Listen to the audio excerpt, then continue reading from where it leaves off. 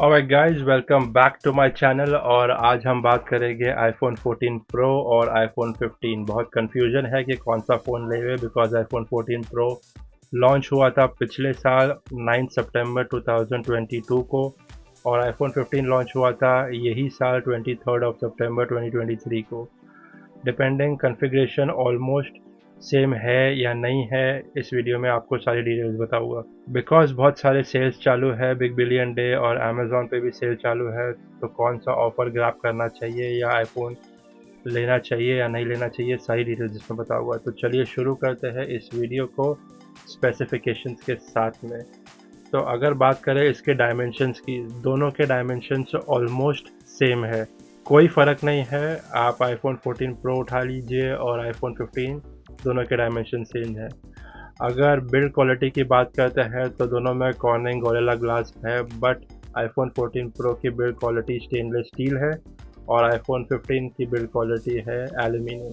ज़्यादा कुछ फ़र्क पड़ेगा नहीं अगर यूज़ करने के टाइम पे एल्यूमिनियम हो या स्टेनलेस स्टील हो, हमें तो सिर्फ कॉल करना है, तो इससे कुछ खास फ़र्क पड़ेगा नहीं। ऑलराइट, अगर डिस्प्ले की बात करते हैं तो आईफोन 14 प्रो में आपको मिलता है super retina XRD OLED 120 hertz का रिफ्रेश रेट डिस्प्ले, और वहीं आपको आईफोन 15 में मिलता है same super retina XRD OLED 120 hertz का रिफ्रेश रेट।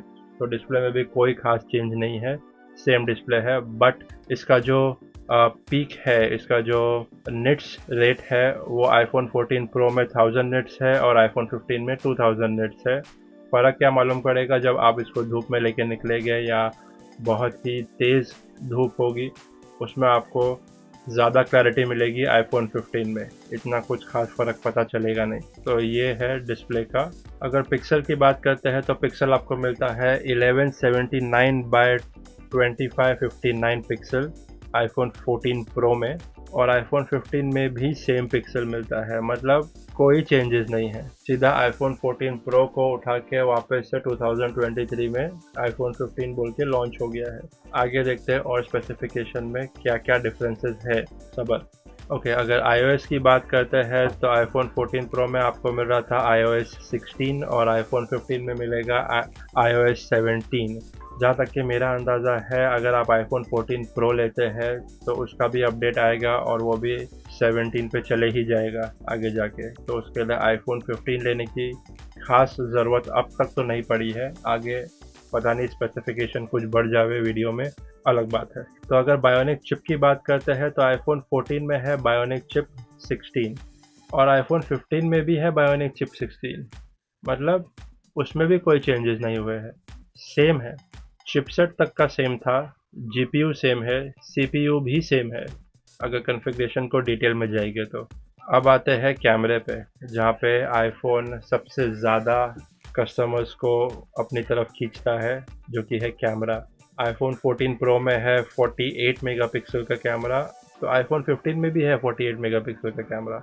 आईफोन 14 में है 12 मेगापिक्सल का टेलीस्कोपिक कैमरा, बट आईफोन 15 में 12 मेगापिक्सल का टेलीस्कोपिक कैमरा नहीं है। ये गौर करने वाली बात है कि आईफोन 14 प्रो पहले आया था तो उसमें टेलीस्कोपिक कैमरा है, बट आईफोन 15 में टेलीस्कोपिक कैमरा नहीं है।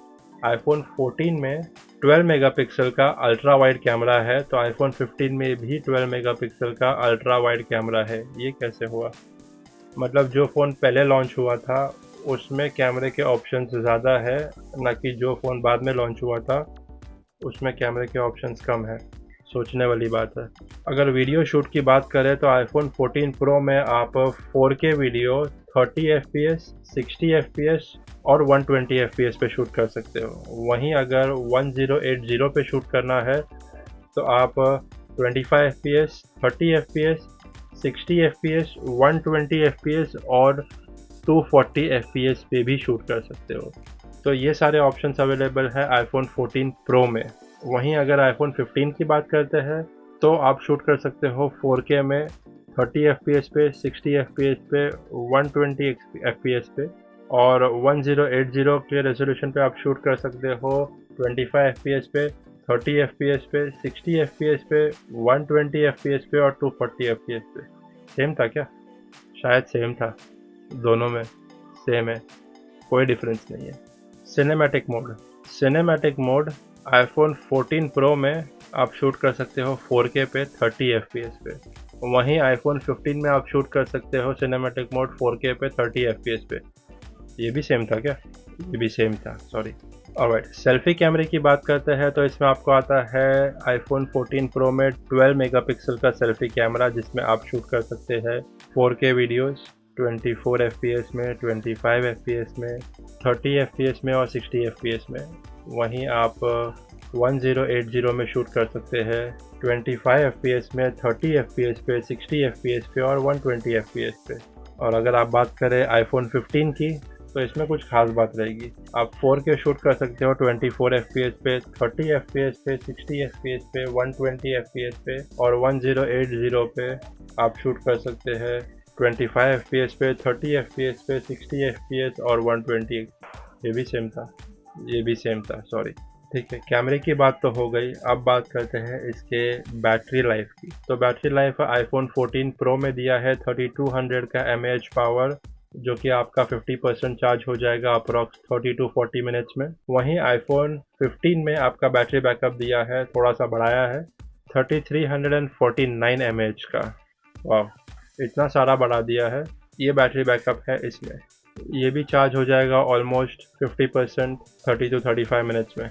हाँ, अगर आपको कलर स्पेसिफिकेशंस में जाना है कि मुझे यही कलर चाहिए और ऐसा ही चाहिए, तो कलर ऑप्शंस आपको दोनों में अलग अलग में देखने को मिलेंगे। बिकॉज आईफोन 14 प्रो में आपको अलग 4 वेरिएंट के कलर देखने मिलते हैं, जो कि है स्पेस ब्लैक, सिल्वर, गोल्ड और डीप पर्पल। वहीं आपको आईफोन 15 में कलर्स देखने मिलते हैं ब्लैक, ब्लू, ग्रीन, येलो और पिंक। स्पेसिफिकेशंस की हमने जो बात करी है वो ऑलमोस्ट सेम ही है, ज़्यादा कुछ डिफरेंस नहीं है। तो अगर आपको बिग बिलियन डेज या कोई अमेज़ॉन के सेल पे कोई अच्छी डील मिलती है, तो मेरे हिसाब से आईफोन 14 प्रो सही रहेगा लेना। बिकॉज कौन सा महंगा है, कौन सा सस्ता है, वो आपको डील क्रैक करना पड़ेगा लेने के टाइम पे। कौन सा आपके पास आईफोन करंट है जो आपको रिप्लेस करना है देने के टाइम पे, या आप डायरेक्ट नया ले रहे हैं। अगर डायरेक्ट नया ले रहे हैं तो आईफोन 15 आपको आ रहा है 80,000 to 85,000 की रेंज में।